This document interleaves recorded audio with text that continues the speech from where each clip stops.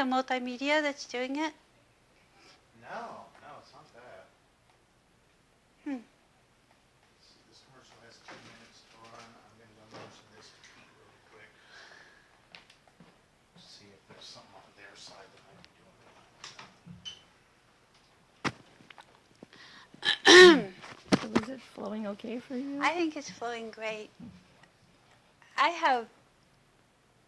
I feel like I'm ignoring you when I look at the camera. Well, I haven't looked at you hardly at all, and I'm not sure. You're doing a wonderful job, because I can see you in there, and you're talking to the camera like it's your best friend. And it's perfect. It comes back on. All right. Okay. So, Yeah. Lovely little connections are not connecting like they should. and the next, excuse me, I'm having a allergy problem. How would you like to proceed? Our latest show, LCM-TV News, is brought to you live Mondays, Wednesdays, and Fridays at noon, and rebroadcast at 6:30 p.m. and noon daily, Tuesday, Saturday, and Sunday, featuring national, regional, and local news, weather, and sports. We have it all here for you on your local TV station, LCM-TV. Join us online and soon on Roku, giving you access to all the best Lake County has to offer. We are LCMTV.com, your multimedia connection. Tune in for the fun. It's live TV at its best. Hi, and welcome back. I'm your host, Joni Lane, and this is A Positive Light. To remind you that that was LCM having a commercial there on that break, and I wanted to thank LCM TV for having us here today. We're here every Monday at 3 o'clock Pacific Standard Time. And today we have a lovely guest, Helen Turley, who has been talking to us about her classes that she holds at her place with her partner, Norb Yates, on the 5 agreements and the Enneagrams and various classes that she incorporates those 2 subjects into. And there's so many that they teach that we won't list them all here, but we will list a few, and we'll go over a few of them. Before we went to break, Helen was talking about learning to love ourselves. And I think most of my teachings in mindfulness have been learning to look at who you are, the truth of life, accepting life on life's terms, stepping outside of yourself, and realizing that you can't fulfill your own needs through other people. And once we learn how to love ourselves, we can give that to others. Now, Helen, you were telling me that that's a big part of the Toltec 4 agreements, or 5 agreements, I should say. Can you tell us a little bit more about that and how you feel about it? In the Toltec teaching and the domestication that we go through as children, I believe we come into this world just loving, authentic little beings. And as we are domesticated, we start to learn that we're not enough, that love is something like a commodity outside of ourselves that we have to earn. And then I think that's kind of sets the stage for looking for love in all the wrong places. And so the Toltec teaching is that once you learn how to love yourself, then it's your opportunity to give love. Then it's the love coming out of you versus you always looking for it. And I think that because I'm very interested in addictions and all the addictions on the planet, not just addictions to chemicals, but to many, many other things. That it's particularly interesting to me because I think that one of the most important things I've learned is that I have to find my own happiness. Nobody is going to provide that for me. I'm the one. I'm responsible for my own life. And I didn't believe that for many years. I could be a victim. And not I could be, I was. And I used to actually say, if all these other people would get it right for me, my life would be really good. I think over these years, the last, actually 16 years is when I started doing this work, I've learned that if it's going to be, I'm the one that's going to make that happen. And there's a lot that's very involved, that entire statement. There's so many addictions, like you said, and addictions can mean anything from maybe overeating, gambling, and of course the chemical and alcoholic addictions. But there's also stress addiction. There's addiction to different behaviors. And addiction is just simply cyclical thinking, having the same cyclical thinking and staying in that. I've kind of looked at societies, and the Western society is not unique, but it is different than the Asian society. In the Western society, often men are taught to be fixers and pleasers in that way, and they can earn their love through fixing and taking care of things. And women in the Western culture have been taught to be the providers in love and care and kind of be the submissive role almost, the gatherers and the hunters. It really comes down to earning love through the role that we were assigned through a society. And I love the way you described little children are born perfect. And I look at my little granddaughters and now grandson, and they are so authentic. They're just who they are. But I see the changes, little tiny changes starting now that one of them's gone to school and the other has a big sister. And they're kind of juggling their little life around without even realizing they're doing it, just to make sure that they're getting the right kind of love. Mm-hmm. And it's interesting. We are definitely domesticated to a certain degree. And the people pleasing is what Al-Anon is all about, learning how to not please others, pleasing yourself so that you can be a better person and help others. So I know that you were saying that you got your start in Al-Anon. I've been in my own recovery for a little over 25 years now. And it's very powerful. The 12 steps helped me tremendously, but beyond that, I needed more.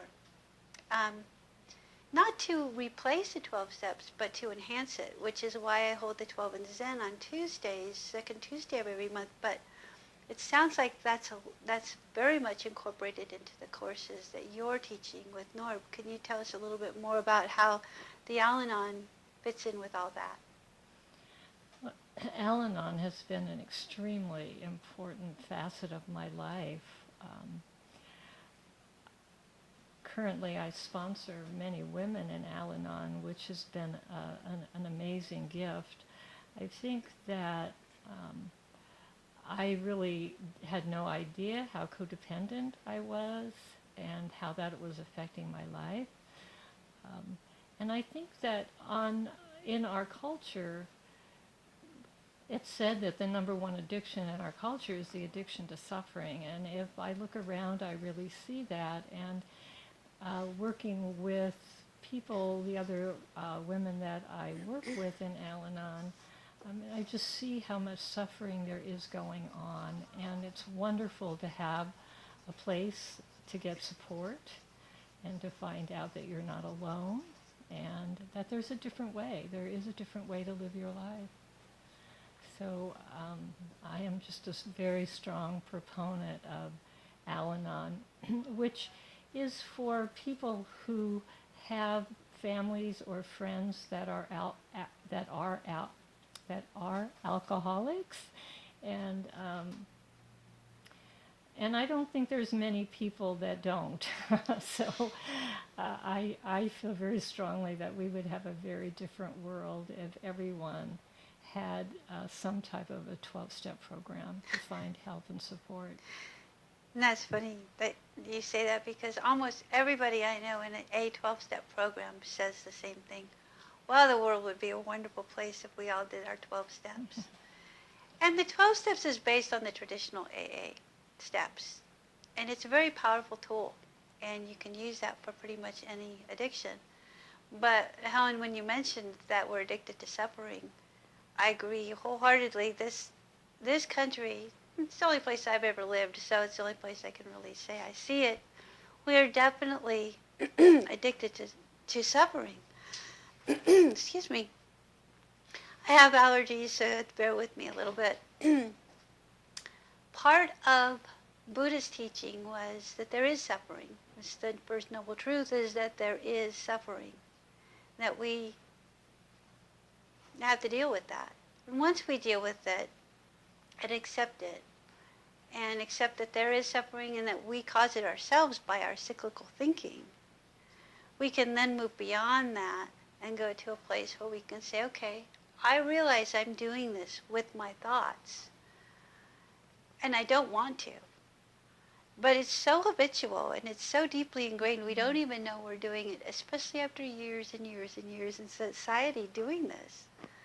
I know practice will help a lot, and I teach this in my Monday night classes. Practicing meditation helps let go of that cyclical thinking. It starts to promote a new way of thinking. And when we start that new way of thinking, we can start a new habit to replace the unhealthy habit. So hopefully, Helen, with these classes that you have with the 5 agreements and the Enneagrams, it can help us open that door to find a new addiction that's healthy, replace it with something good, if you want to call it an addiction. But I guess in a way it would be, because we're living our lives with the truth. And that's something that's, the word addiction doesn't have to be negative. Just because it's cyclical doesn't mean it has to be negative. If you're using cyclical thinking and it's positive, it's a great addiction to have. So what is your comment on that with the Enneagram? How do you think they complement each other when you're holding these courses? Well, I think that the Enneagram is a tool to help us identify the patterns that we've established, those automatic things that we just do because we've always done them without paying a whole lot of attention to whether or not they are serving us or making us happy. And so that is a tool to help. The Al-Anon absolutely is a tool to help identify those patterns and to shift and to actually know that there is a different way, an easier, softer way to live our lives than perhaps we've been living them. If I'm just kind of going to put you on a spot here a little bit. It's really difficult for people to grasp the concept. I know it was for me, and I hear this a lot from some of my students, that I don't like being unhappy, but I Hi, we're having these glitches on this live TV, but that's the exciting part about having live TV. I'm talking to Helen Turley about her classes that she holds Monday nights. There's 6 weeks, excuse me, 1 night a week for 6 weeks. And there's a variety of different classes that she holds. We're talking about addictions. And Helen, when you're talking about addictions and codependency, most addicts are codependent. And in a way, I think most of us generally are codependent. We tend to either fight the truth or take care of others and use that as a way of avoidance. Addiction is avoidance. And when you go through a recovery program, whether you've been in an in-house program or you're attending 12-step meetings, you're putting yourself through a program and you're learning how to deal with life on life's terms and the truth instead of running away. But the problem I've had, and I think others have as well, is what do you do after that? The 12 steps is a wonderful tool that I take with me every day. But there seems that there needs to be more. And often I didn't have the tools to deal with the addictions until I went further. And with meditation, that really helped me. Along with several other classes that you've mentioned as well. I think I've read all these books and I really tried to apply them. Been to a lot of courses and had a lot of teachers. But if I didn't do that, I don't think I would have gotten to where I am now with seeing life as it is and accepting it and dealing with it instead of avoiding it. So let's talk a little bit about that and your experience with Al-Anon and how you work with people in that. Well, my personal experience, Joni, is like yours. I I needed more, and so I combined 12-step work with all the other work that I do, and I think the world of recovery and addiction is really opening up. I just recently watched a series of interviews done by a gentleman named Tommy Rosen, and it's called Recovery 2.0, and it really involves all forms of addiction. He brings in experts in the field, and it's just a wealth of information about addictions. And in his particular life, he has incorporated a yoga practice, and so many of the people that he talks to are yoga teachers, but they really do talk about how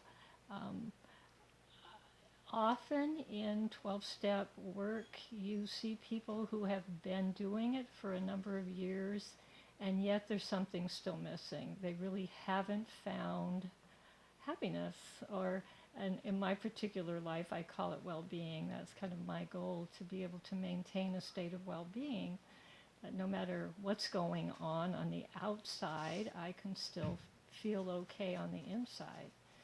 And the combination of all the work that I've done allows me to do that most of the time. I'd like to say 100% of the time, but that wouldn't be true. And so because I purchased his whole set of interviews, I am going to start a group on Wednesday evenings that what I'll do is show the interview and then just have an open discussion after, because it involves all types of addictions, and more and more, particularly now with the internet and Facebook and all the social media, people are, I think, more and more addicted, and it's an avoidance of living life and showing up in your own life and being present. So, And with everything that we have, as you said, with the internet and television, we get addicted to television programs. We get addicted to internet. We get addicted to games. Life is pretty stressful, and it's really not that easy to deal with sometimes. To be frank, it's pretty hard sometimes. So what do? I mean, we have to have ways of coping. We have to have ways of taking a break. And there's healthy ways and there's ways that aren't as healthy. And I think looking at these courses that Helen's talking about, and much like the meditation courses that I teach as well, sometimes people come to me, for example, and they'll say, I've been trying to meditate. I can't find that nice, blissful place.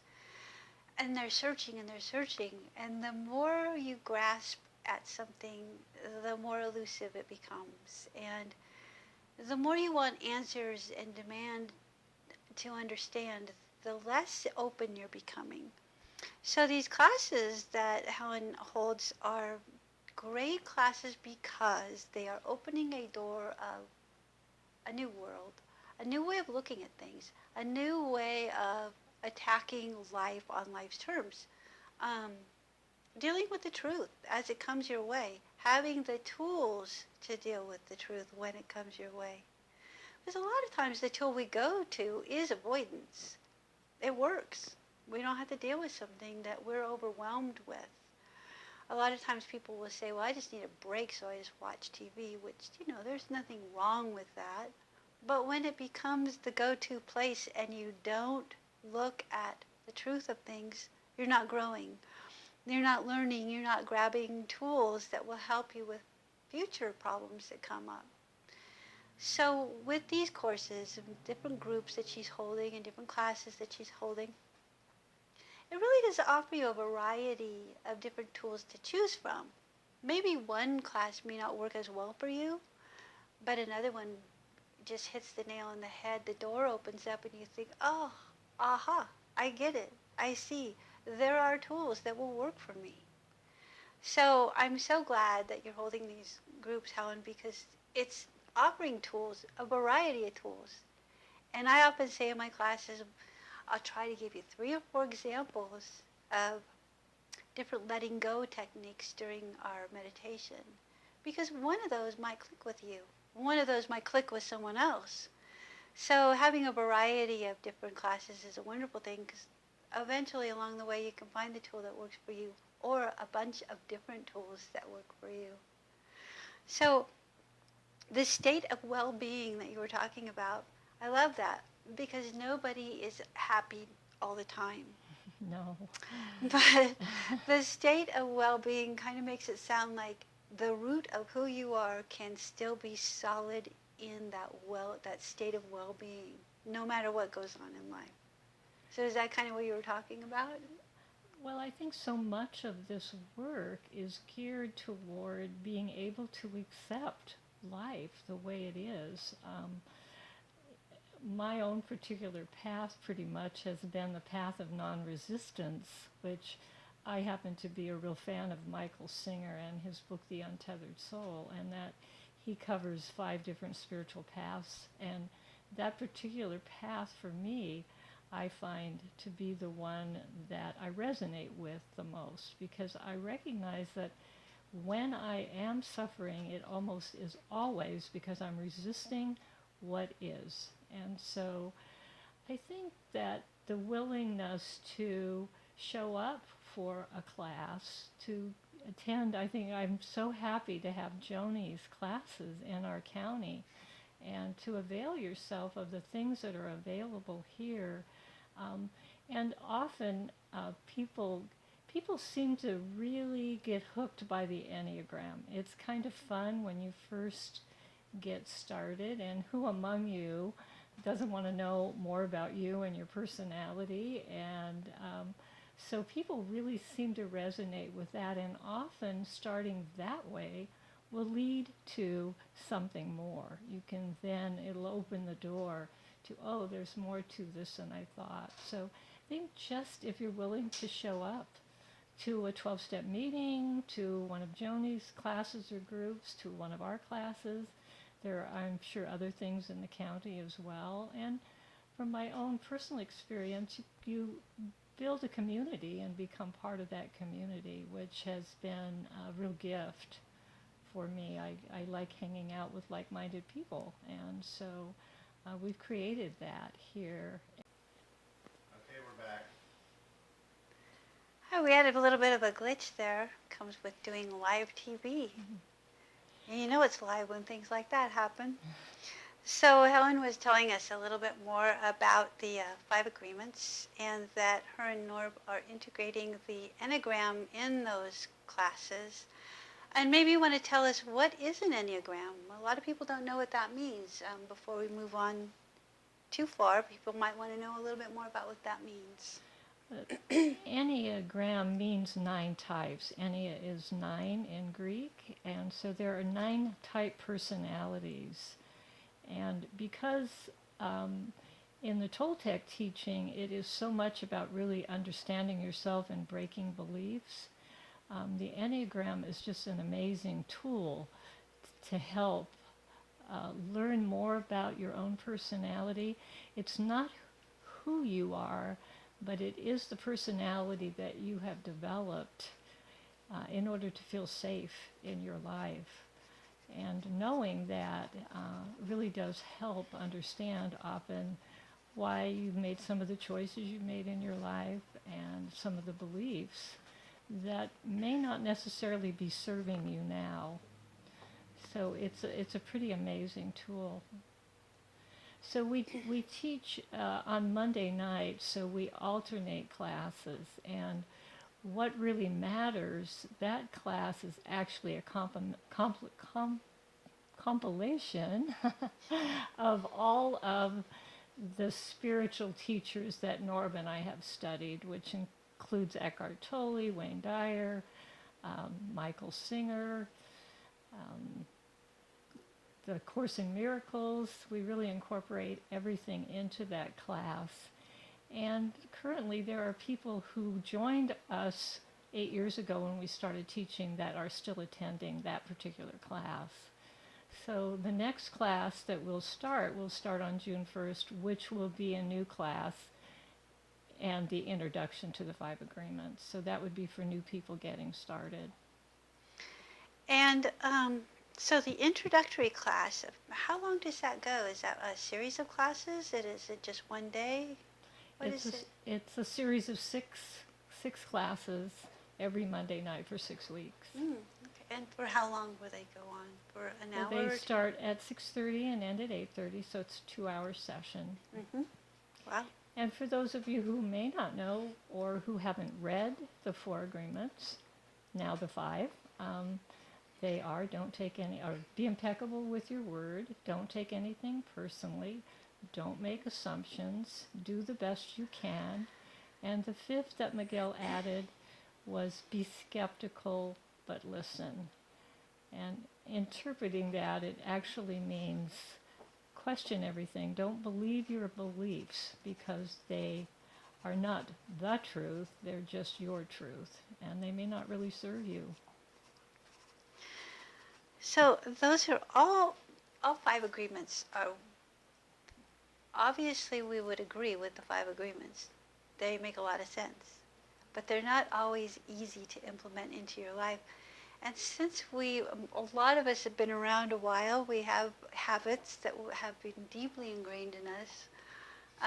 It's a little difficult sometimes to switch gears and remind ourselves to be impeccable with our word. What does that mean? That can mean a lot of things. Being impeccable with your word, watching what you say, how you say it, how it affects people. Also how it affects yourself, how you're talking to yourself. There's so much involved in that, and these classes really help us work all of that out. Look at the whole picture, the big picture. Not taking anything personally is something a lot of us have a real problem with because we're very sensitive because of our upbringing or our childhood. Something happened that made us sensitive. We take everything so seriously and personally. So it sounds like these classes could be a really wonderful tool in our personal growth, to be better people, to make the world a better place. Is that kind of what you had in mind when you guys set this up? Yes, because they sound very simple, but they're not easy to live. And the be impeccable with your word is interesting because I think most people in an introductory class, when we ask, what do you think that means? Most people think it means not to lie, not to distort the truth. But in fact, as Miguel teaches that, it is don't violate yourself. The only sin that you can commit is the sin against yourself. So that is how he defines being impeccable. And then in classes, most people will report that the hardest one that they find to live of all is not to take things personally, because most of us believe that pretty much everything is personal to us. And so we went from the introduction to the 5 agreements to calling it living the 5 agreements, because that really is what it's about. Tools to apply in order to actually use those in your life on an ongoing basis. And it's a practice. It's a practice. Mm-hmm.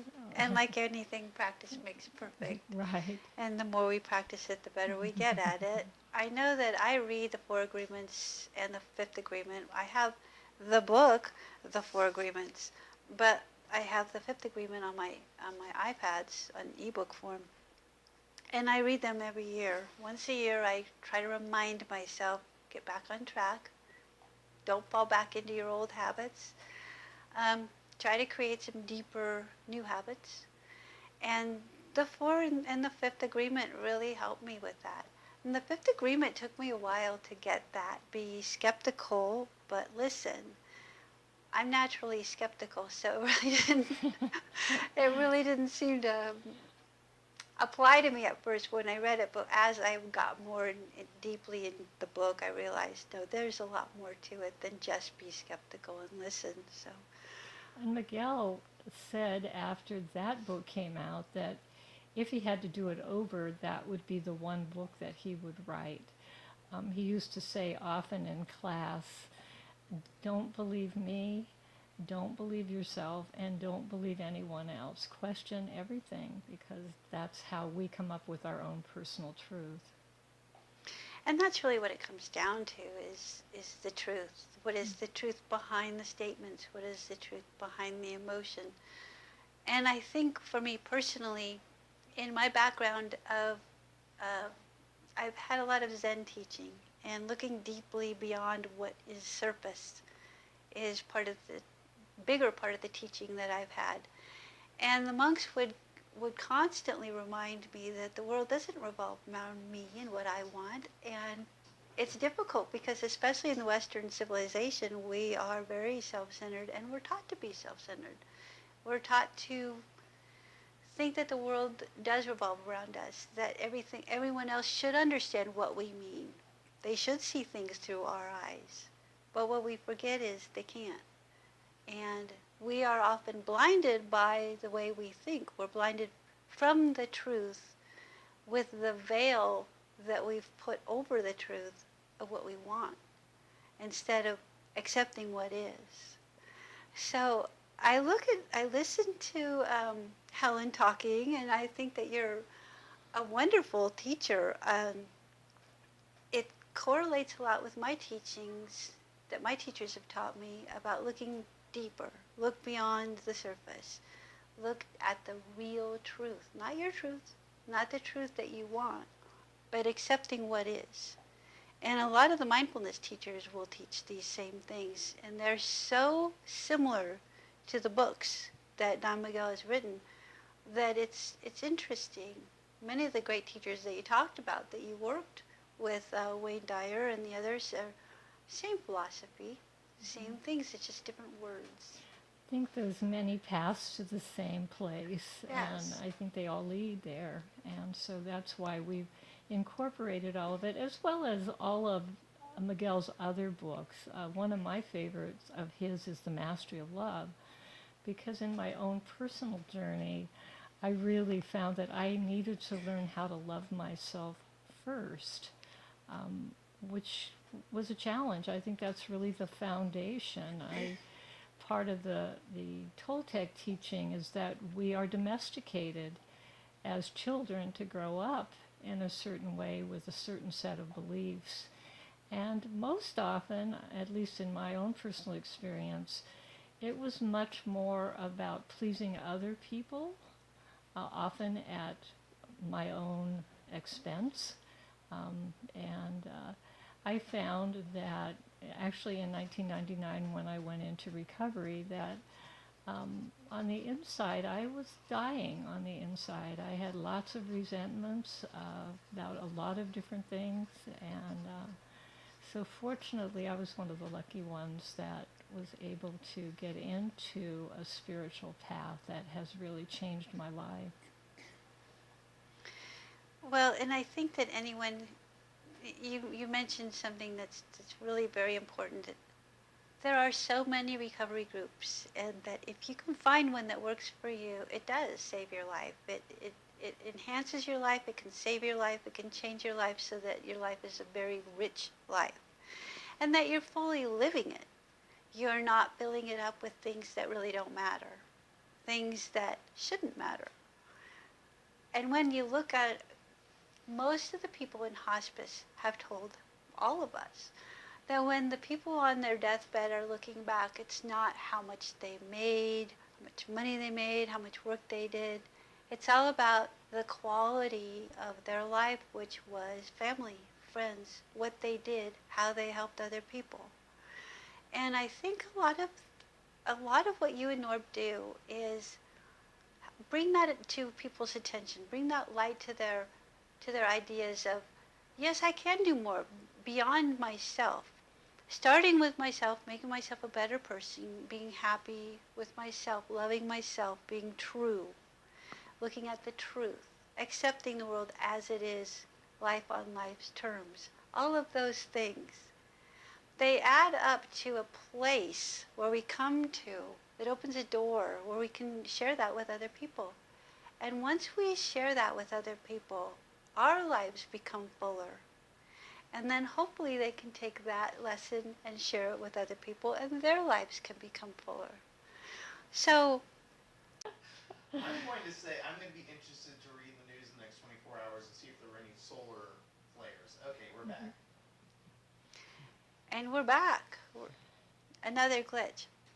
So we were just talking during our last glitch about, the universe does these things for a reason. And we talk in between off camera.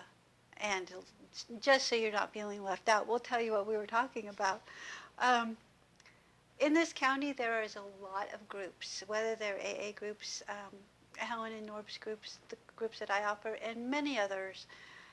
There's also groups in your community. If you don't live here in Lake County, there are meditation centers near you that you might want to check out. Give them a try. There are other teachers in your area that are offering positive classes for positive growth. So allow yourself to consider opening that door if you haven't. Just because, ask yourself one question. Do I want to be happier? Happier with yourself, happier in your job, happier just in general. Do I want to be happier? If you can say yes, which I think you just did, I would say let's go to one of these classes. Go to your meditation centers. Go to some of the personal growth classes in your area. We aren't competitive, and I'm not going to compete with Helen. I love that she does what she does. And I think we complement each other here. I think she's very supportive of me, and I feel that. And I know I'm very supportive of what she offers as well. The 12-step groups in the area and in your area, they're everywhere. And if you walk into a 12-step group and you don't feel comfortable, there's always 100 others you can try. So open-mindedness, allowing yourself to try something new. And don't just try it once, because often it doesn't work the first time. Sometimes it's so new you got to get used to it a little bit and practice it before it'll work. But I think, Helen, that you're offering wonderful classes. And let's remind everyone again where you can be reached, when the classes are. Let's flash that information up on the screen so our audience can see how they can reach Helen and Norb. And they can hear a little bit more about these classes. Now from Helen, why don't you tell us a little bit more about that? So we have an introductory to the 5 Agreements class starting on June the 1st. It will be a 6-class series. We believe our classes are very affordable. For the 6 classes, it's $42. And the classes are from 6:30 to 8:30. We actually teach in a home that we purchased for teaching, and it's called the Sun House. And to get more information, you can either call or email. And I do have to say that I definitely co-teach with my partner, Norb Yates. He is actually the primary teacher, and I really support him, and we teach together. But he's really the primary. He does most of the work, so I have to give him credit for that. I show up and say whatever I want. So it works well. I think you're being modest, but I know Norb is a wonderful man, and I love him dearly, as I love you too, Helen. And I'm so glad that we could have you here today to share this with us. $42 is very affordable, very affordable. And the fact that it's not about the money, it's about sharing the information to help you feel better. And I know this comes from her heart, because I know her and I know Norb, and loving, wonderful people. They have a magic way about them that makes you just listen, and you absorb information when they talk. It's a wonderful experience just being with them and hearing what they say. So I highly recommend it. Again, if you need to contact them and you can't find a pencil right now, feel free to email me, Joni, Joanie, at apositivelight.com. A Positive Light, it's easy. Just Google A Positive Light and you'll find all the information, and I will be happy to share Helen and Orb's information with you. We've had a wonderful time with Helen here today. Thank you, LCM-TV, for having us here every Monday, 3 o'clock Pacific Standard Time. And it was lovely having you, Helen. I truly love you very much. And thank you so much for all you give us and all the things you do for us. Thank you, Joni. I love you too, and I love the work you're doing. Well, it was wonderful having you. And we'll see you next week. Thanks again for joining us.